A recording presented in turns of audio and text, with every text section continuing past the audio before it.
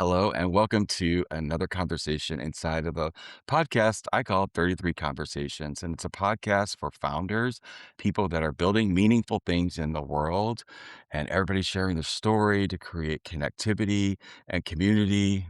We all need it. It's a part of how we support our systems, or support our systems, support ourselves inside the systems that we're in and the world that we're in, and to create what's there for us to make the world a better place. And today, I have the honor of having my guest Sophia on the pod today. Sophia, you pronounce your last name Bosch? Bosch? Bosque. Bosch.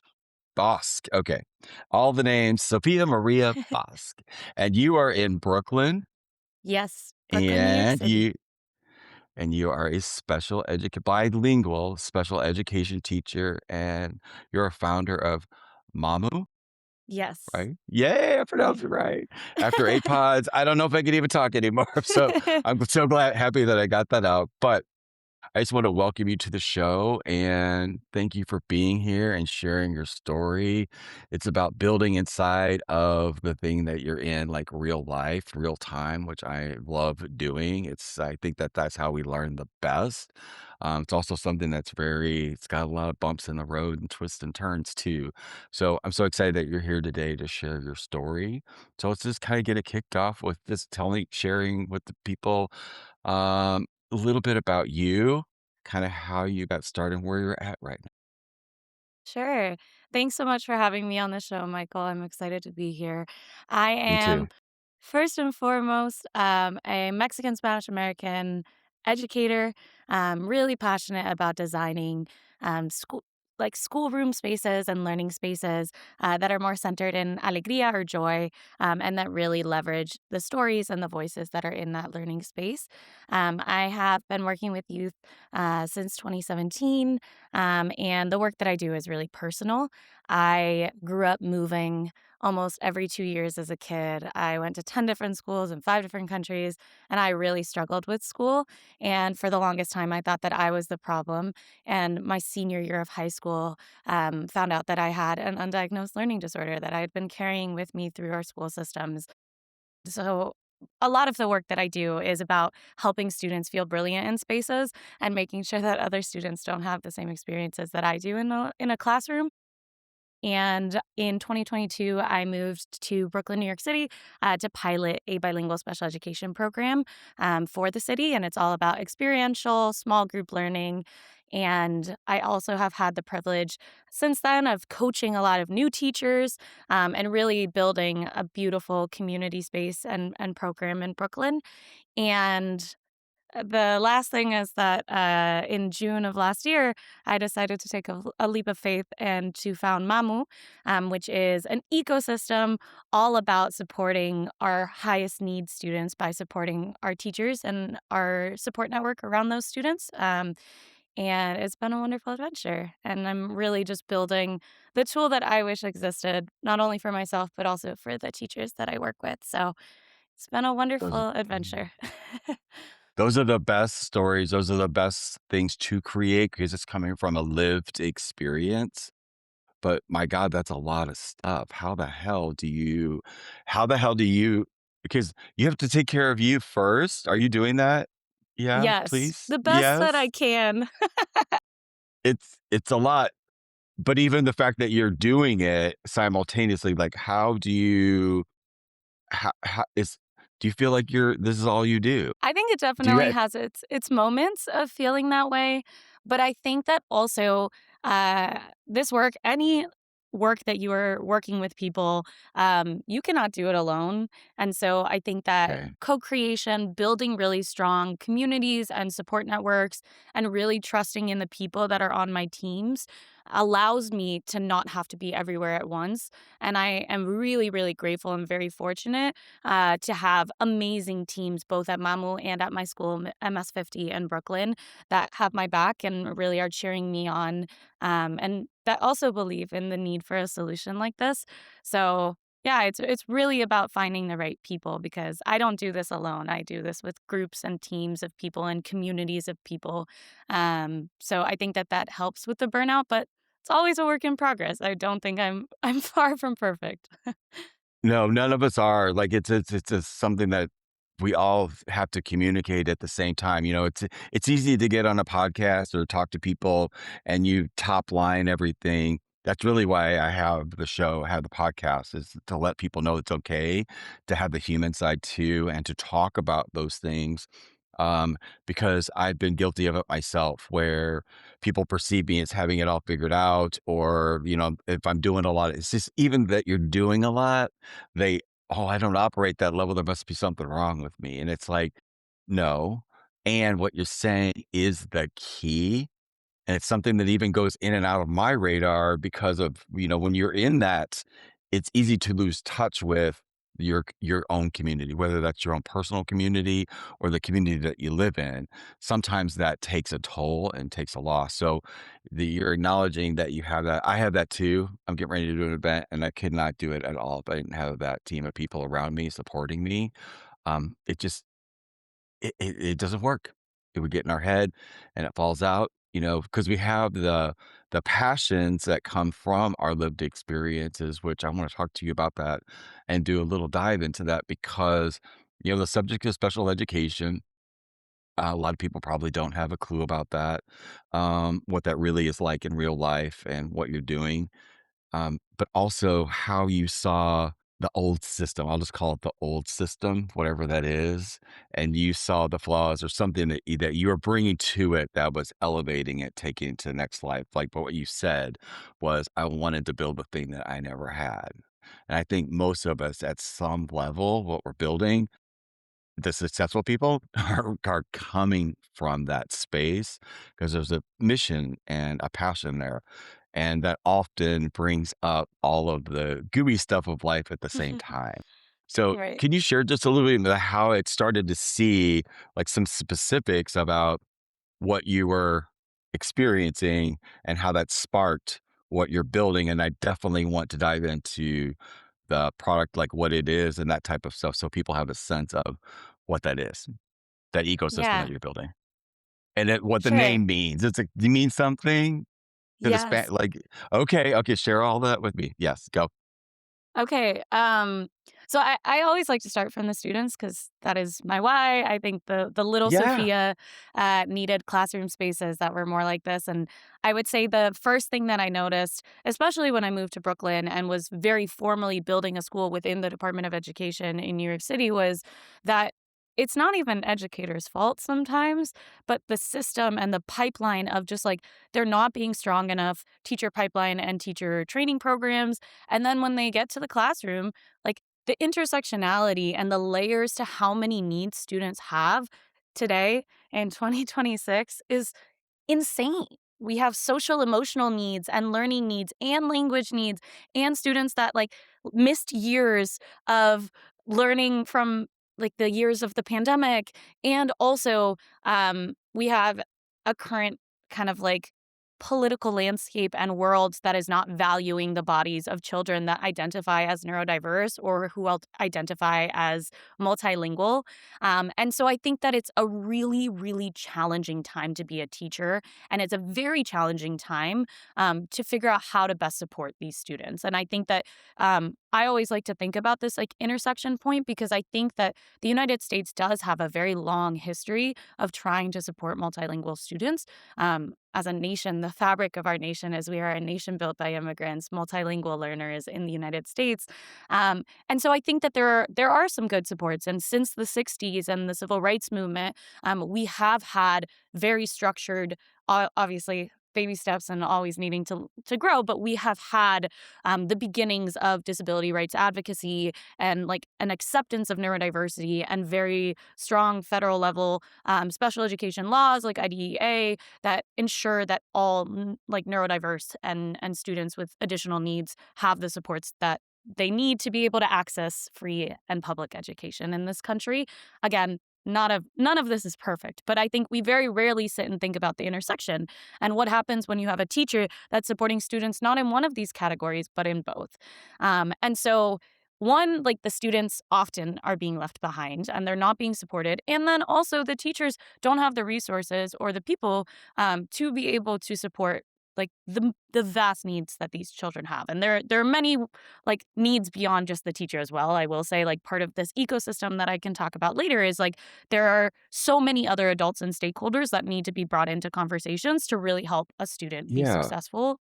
Um, but yeah, and the biggest thing that I was seeing is like it's very easy for you to be a first-time bilingual special education teacher and to be like, I'm burning out and I don't have enough hands and my to-do list is never ending and I have all of this compliance paperwork from a special education and a law side and I also have to modify and accommodate all the materials for my kids and I have to make sure that I understand every content area because we tend to be generalists and we have to be experts in all of the content areas that are being taught in the class. So it's like it's a hard job.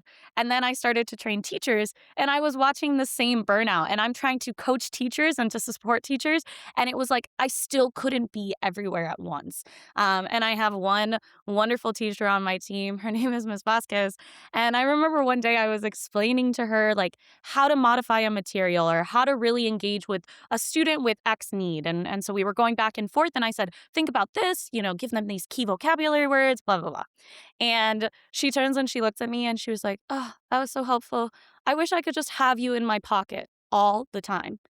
And I looked at her and I was like, I don't know what that looks Hmm. like, but that's an interesting I'm a idea. Yeah, that exactly. I'm going to start to look like, is there, we were also kind of, when MAMU, the idea of MAMU came around, it was about a year ago.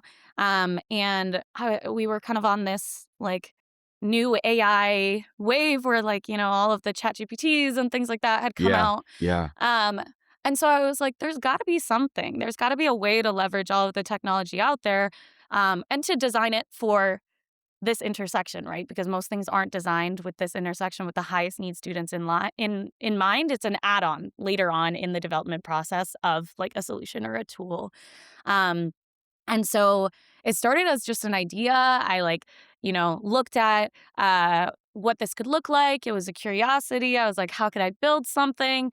And I think the long story, less long, is that by the end of last school year, June of last year, I had a lot of people, mostly teachers on my team, friends, colleagues, that were like, what are you waiting for? Like, you should take the jump and the leap head first. Like, we think you're onto something. And I'm super fortunate that my father it was in kind of a career gap, like had just finished a job and was like, hey, I agree with all of your friends and I would like to help you take this leap of faith. And so he's my interim CFO and helped me build a board. And he was like, let's formally incorporate it. And then from a team of two, it's gone growing and I've been able to build a really fantastic team. And so, yeah, now we're at the phase where we've done multiple, like more than 150 product related conversations, empathy mapping, making sure that I know I'm building something that's not just my school and my bubble, but really is going to meet the needs of educators and parents and administrators regardless of where the multilingual and neurodiverse learners are in the country. Um, and now we're finalizing our MVP, and we're hoping that by the end of January, like educators are going to be able to have this freemium, like first version of MAMU that is privacy first, student first, and of course teacher first. Um, in their hands. So we're really excited and we've done a lot of work. The last thing I'll say is that like the really important thing for me as well is that we're doing things intentionally. I think in the age of like rapid information and AI, it's very easy to just be like, oh, I have the solutions and I have the answers. But the where and the what are those answers is really important to me. And so I have a really wonderful team of interns as well. And we've codified more than 3,000 rules that are research based rules. We've done a really vast network mapping of like all of the research out there of like what is best for multilingual and neurodiverse learners. And I'm working on publishing a paper about my framework, and I've been able to present about our 6 pillars framework at a bunch of conferences. I'm presenting in February at the National Association of Bilingual Educators Conference of my framework, which is really the like secret sauce behind the pilot program that I've been building. Of like these are the 6 things yeah. that must exist in a classroom. Um, but yeah, and so every part of MAMU is also research backed on like what is the best thing to be able to support these students. And so it's a lot. I would say, a lot more intentional than other, solutions and products that are out there, because it's also being built by a team, like a very rich research team that knows what the real needs in the classroom are and that are experiencing it every day. So, yeah, I'm gonna pause there. I think I could go on and on. So I'll let you ask me like a You're no, follow-up you're question or where amazing. can I get clear? No, you're amazing. You're you explained it very, very well about what it is, and the I always try to listen from a perspective of A, listening to you, but also listening for people that are listening. And like what you brought up is like, oh my God, like my perceptions of education, what about are you publicly funded or are you privately funded? Because your school private? It is Yeah, so private? my school is no, my school is a public Title I school. It is a magnet school for debate and youth leadership, and I have a wonderful administration that supports me and also is very aggressive about making sure we have the right funding and supports for our kids. So we have a lot of resources as a school, and we also have a lot of administration-based support. So there are a lot of things that have led to the program within the public school being super successful. And then MAMU, I have worked in nonprofits, I've worked in many spheres, and I decided to make MAMU a public benefit corporation, a PBC. So we have a for-profit arm and a nonprofit arm. And the reason that I thought that that the for-profit arm was so important is like I want the best possible talent working to Yeah, design and to build a yeah, solution like this. yeah. And I have worked in enough nonprofits to know that like I do not That's want to not the build something case. that I have to be Mhm. convincing people Convincing. to fund So it. smart. Um, You're so and I smart. That's know so that's smart. yeah, thank you. And I know that schools have money because I get people trying to sell me their ed tech tools all day, and I know that there's the funds within schools to be able to cover something like this. And so I was just like, I want something self-sustainable that has the best possible people working on it, and also so that I can have the most impact and I don't have to wait around for people to give me funding. Um, and then the nonprofit arm is where I can do more of the like gifting of licenses to schools that maybe the teachers need it and the administrators are not quite on board. Or also like my really big goal behind the nonprofit arm of MAMU is teacher education, conferences, community building, parent education spaces. So we're very much focusing on the for-profit to be able to then support our nonprofit. But for now, that's our structure and that's the eventual goal. And I realized I didn't answer your question about what MAMU stands for. It stands for Marvelous Multilinguals or Maravillas Multilingües. So it has at the heart like the highest need learners, and the momentum that I'm trying to build. I would say like this is more than just a product. Also, our first schools that we're Yeah. looking to partner with, it's a partnership. It's a co-design, and it's also I'm looking for people that are wanting systemic change. They're wanting to better support teachers. They're wanting to avoid this burnout. In the United States, we train like the last time I looked, we train like we have this training of bilingual special ed teachers and around 20,000 teachers. Like we have a deficit of 20,000 teachers that are leaving the profession compared to the number of teachers that we're training in special education. Like burnout is the biggest like area, and the reason being is because a special education teacher or a bilingual special education teacher Mhm. has anywhere from 16 to 24 more tasks compared to a regular Yeah. education teacher per week. So there's like hours and hours of work that are not being accounted for, and these teachers are not getting paid anymore in most cases. They're not getting additional supports or prep periods unless that's like an administration or a school based move. And so I'm also all of this to say like my goal is to empower educators and to co-create brilliant ecosystems where teachers can build these really rich special education, language and learning aligned student profiles that then are guiding lesson adaptation and feedback loops and really just like simplifying the process of like modifying and accommodating materials, but in intentional ways that meet the needs of their students and their classes. Um, so yeah, that's what we're working on.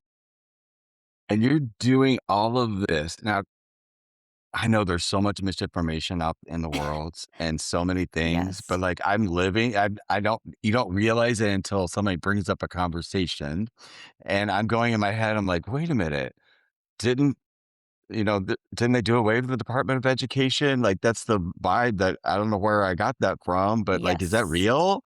It's real? And It's you're still real. doing this on top of that? How is this possible? Like, you're you're building without the system, right? So I where mean, is the I would say, where is yeah, it like, coming from? Because my mind is going, were they doing anything? Like, is this exposing something? Because in my mind, you think that the entity is controlling all the other entities, and that's how that all works. And then you're talking and speaking like that's not even a thing. But it's, you know, am I making this up? Because I feel like I'm in the twilight zone about 23 hours a day. So, what's your take on that? Help me get to the clarity here and what's really happening. yeah, there's this, I think that the best quote that I could state is there's a Paulo Freire quote.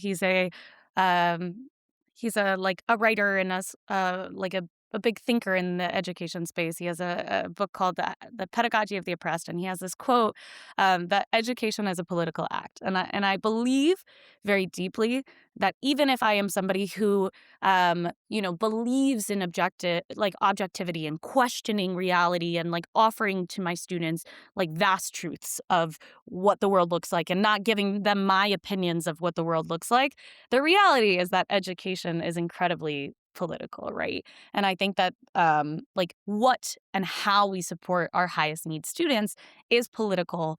And I think for me, looking at our political landscape without getting into the actual politics, like Yeah, we're not going there, but yeah, these are we're not facts, going there, but it's like just because like a Department of Education has been dismantled doesn't mean It that our has been students have not dismantled, already right? been.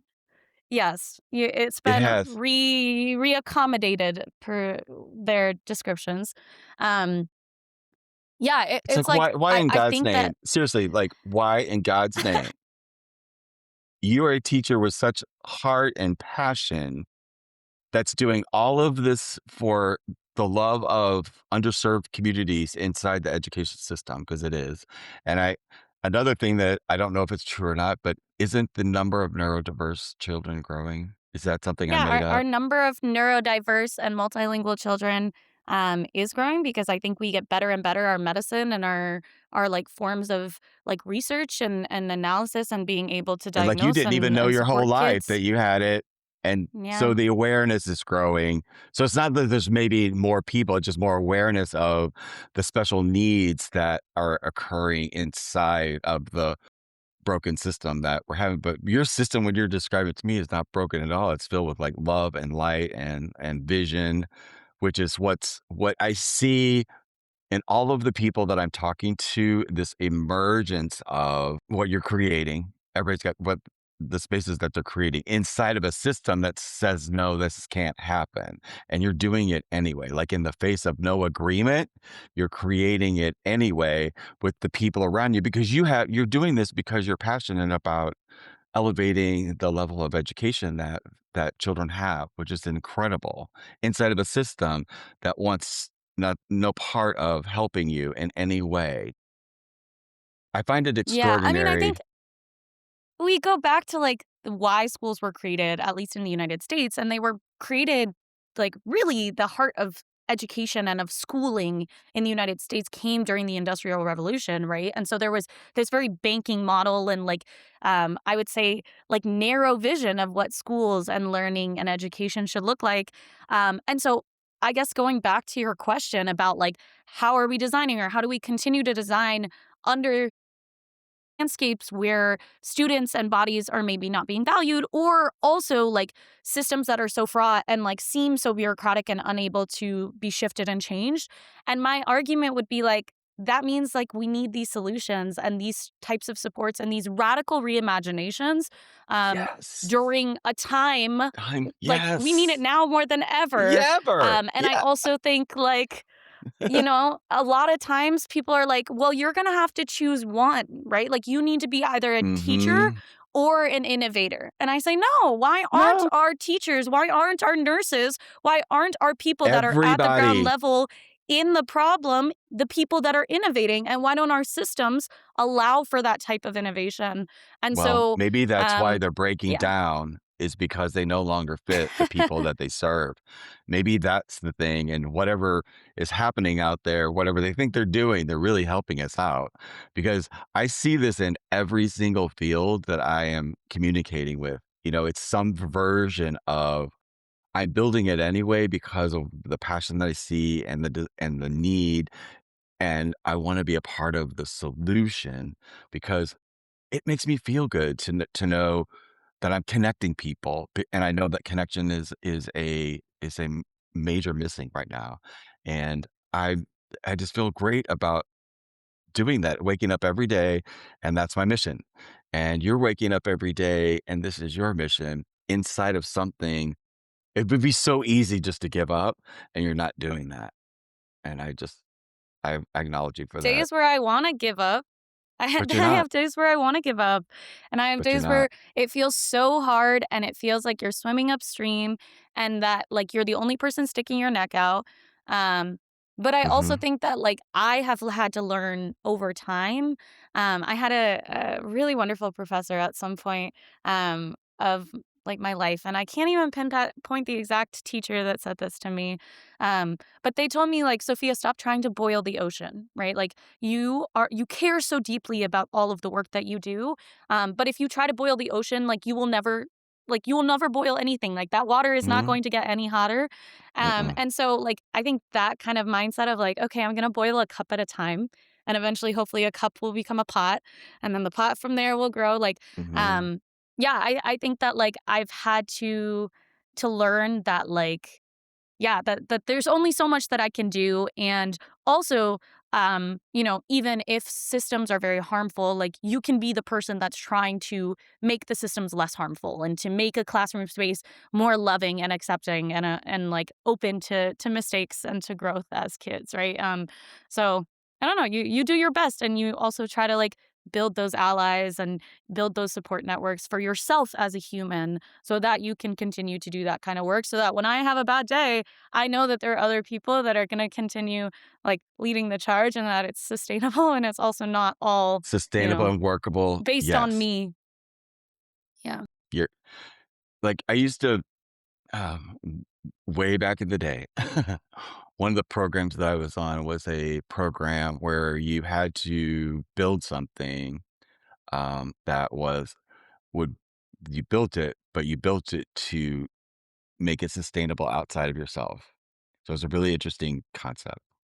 And so I definitely it's very difficult to do what you're doing because it almost puts you outside that herd, outside of the group, because not a whole lot of people have courage to do that or vision to do that, or just I think it's in your DNA. Um, and it's not meant for everybody.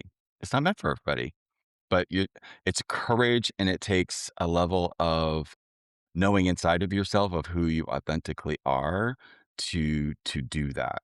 So inside of the system, I have this working hypothesis that I am seeing and building, and it's like the systems that I thought were there to help us and save us and not save us. There's nobody come to save us, but that version is shedding off of us.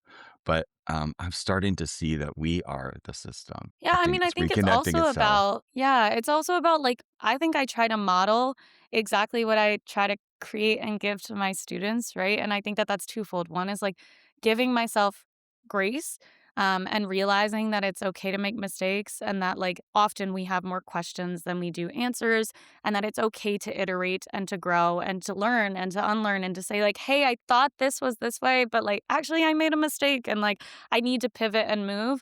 And I also think it's about, yeah, just like, again, not doing it alone and making sure that you have the right support nets to be able to continue to make sustainable impact. So, um, yeah, and you take things a day at a time, right? You take things one Yeah. day at a time, like, and you control what you can control because if not, if you, like, try to look at all of the things that you can't control and all of the things at a macro level that you wanna change, like, you're never gonna be able to make those baby steps, and so it's just like, how do I every single day create spaces where kids feel brilliant and seen and heard?